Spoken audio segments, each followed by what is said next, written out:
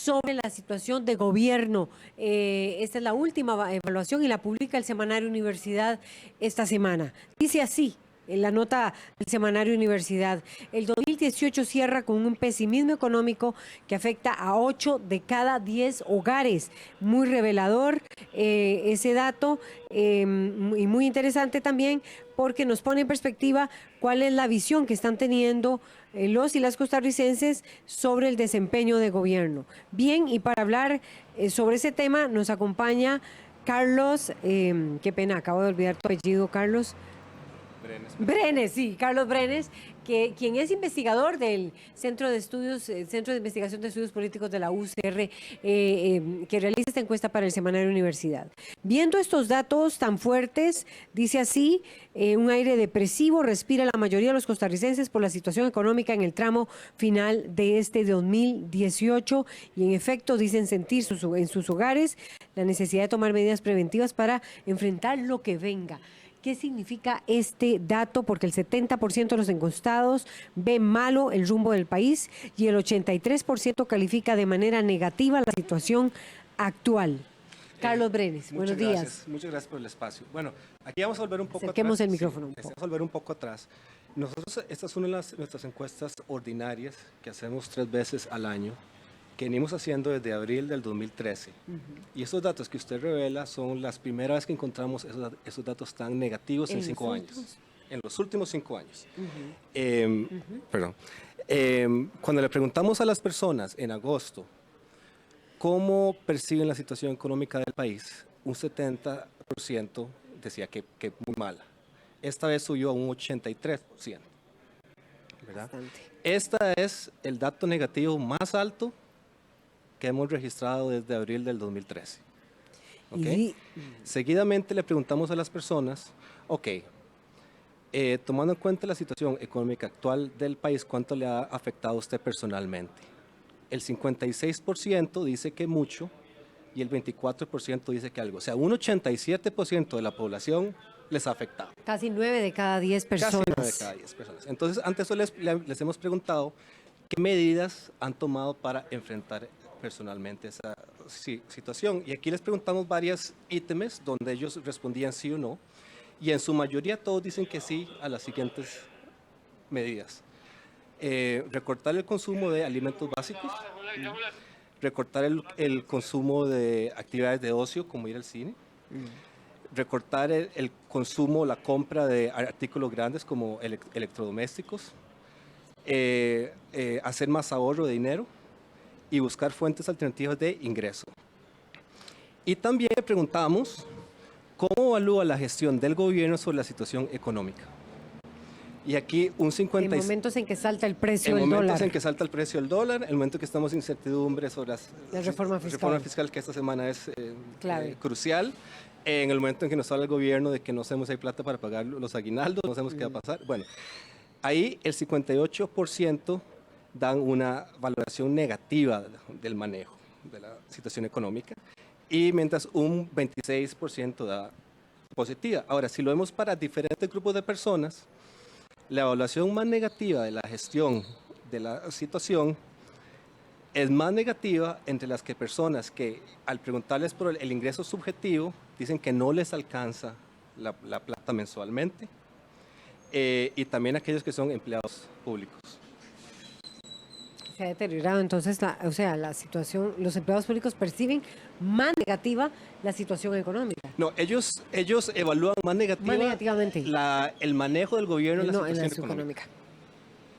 Viendo más datos, porque me interesaría, aquí está la devaluación del optimismo con el plan fiscal o sin él. El pesimismo parece asentarse en el ánimo de los costarricenses en las semanas finales del año. Solo un 6% de los encuestados considera positiva la situación actual y únicamente un 13% califica como positivo el futuro inmediato. Bueno, aquí el 70% de las personas dicen que el rumbo del país es muy malo.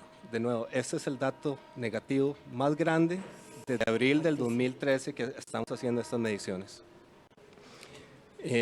A la vez, lo que estábamos hablando anteriormente sobre las preocupaciones de la situación económica se relaciona cuando le preguntamos a las personas cuál es el principal problema del país actualmente, según ellos. ¿Cuál consideran? Es el costo de la vida. Es la primera vez en 5 años que el costo de la vida es el principal problema. ¿Anteriormente habían sido? Anteriormente, en agosto, habían sido el desempleo número 1, inseguridad y la situación fiscal, que nuevamente entra esta vez entre los 3 principales problemas. Primera vez en 5 años que situación fiscal repite, ahora en agosto y en noviembre. Hace un año, en noviembre, el costo de la vida, el desempleo y la corrupción eran también los 3 problemas principales, pero en otro orden. O sea, el costo de la vida ha sido el principal problema en algunas mediciones, pero siempre como en el tercer lugar. Esta es la primera vez en 5 años que es el principal problema. El número 1. Y también las culpas al gobierno aún no superan los momentos más complicados para Chinchilla y Solís, dice, pero sí muestran que se deteriora el apoyo de por sí escaso para este gobierno y para la gestión del mandatario Alvarado, con 55% y 52% de opiniones favorables. Sí. ¿Podríamos Entonces, explicarnos, sí. Carlos Brenes? Entonces, aquí vemos que en cuanto a la percepción sobre la gestión del gobierno, la valoración negativa es del 55% y la positiva es del 24%. Ya lo hablábamos en agosto, que el gobierno de esta administración no tuvo su luna de miel, sino que desde agosto a ahora la valoración negativa ha ido en aumento y se va acercando, todavía no, pero se va acercando a los números más negativos del presidente don Luis Guillermo Solís. Ahora, el presidente recibe una... O sea, el inicio de un gobierno que tiene 6 meses se va acercando a los momentos más negativos del expresidente Luis Guillermo Solís. Hay que recordar que los primeros meses de un gobierno tienden a ser momentos de esperanza, ¿verdad? Lo tuvo don Luis Guillermo en julio del 2014. Entonces tienden a ser épocas donde los gobiernos tienen cierto capital entre la opinión pública. Correcto. En el caso de don Carlos Alvarado, él no tuvo este capital, esta luna de miel, y más bien ha ido negativamente en su vida. Ahora, al preguntarle por la gestión del presidente como tal, las valoraciones de él en comparación con el gobierno son más positivas, pero han bajado desde agosto. Entonces, en agosto, 35% de la ciudadanía tenía una opinión favorable del presidente. Esta ahora es 30%. Y la valoración negativa en agosto era del 36%, ahora es del 52%.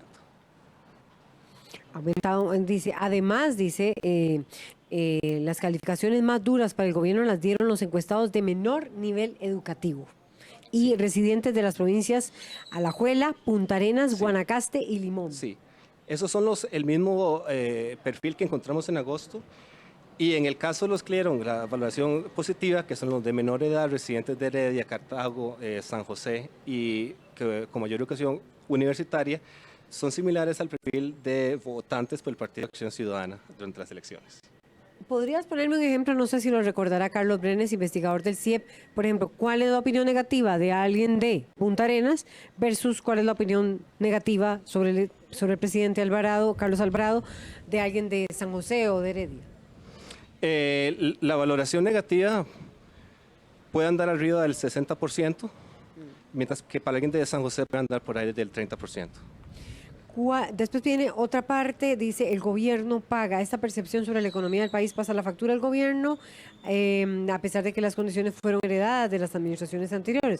El 58% opina que la gestión gubernamental en esta materia ha sido equivocada. Sí. Equivocada. Y después me gustaría ver cuáles son los sectores, autoridades del Ejecutivo y algunos aliados de la oposición apuestan por la reforma fiscal. Bueno, eso es lo que se ha venido hablando. Me parece interesante también cuáles son los sectores, cómo se evalúa a los distintos ministros. Vamos a ver con qué nota aparecen, por ejemplo, las figuras políticas. Dice que sobresale Luis Antonio Sobrado, presidente del Tribunal Supremo de Elecciones, y podemos ir valorando a cada uno de ellos con notas. Dice que el presidente Luis Antonio Sobrado recibe 6,1 y es la nota más alta. Sí. Seguido de cuáles datos tiene usted allí, don Carlos Brenes. Bueno, el que recibe la nota más alta es don Luis Antonio Sobrado con 6.1, ¿verdad? Para acá. Sí, luego en la escala entre los 5, ¿verdad? Que es una nota baja, pero Carolina Hidalgo. digamos que no es tan baja porque muchas veces el que pone la cara ahí en las evaluaciones como que le sale medio mal, entonces no es tan negativo.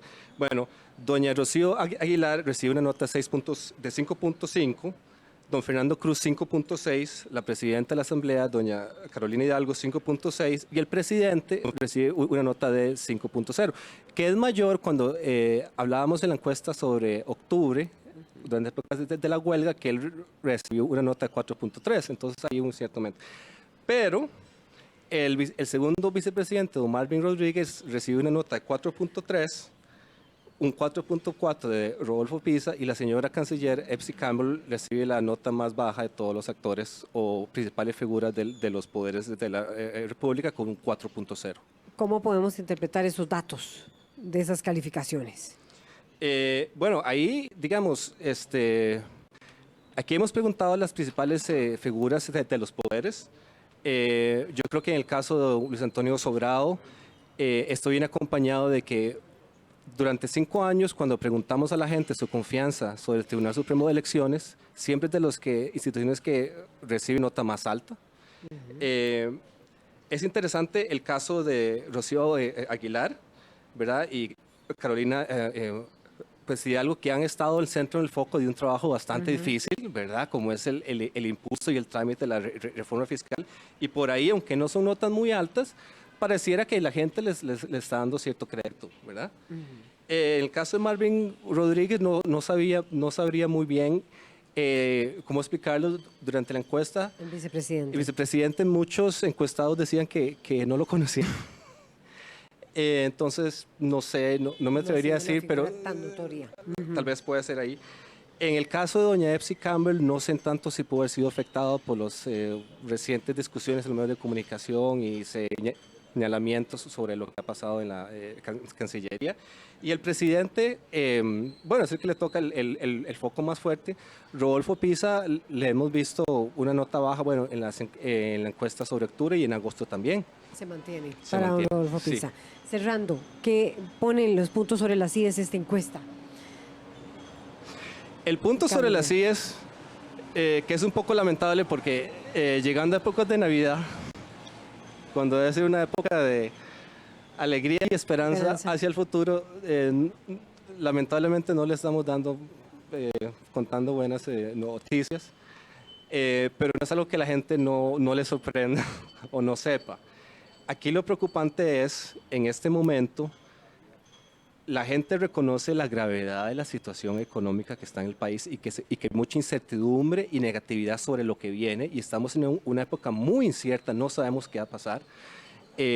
Todos los días en los medios de comunicación y diferentes actores nos advierten, ¿verdad?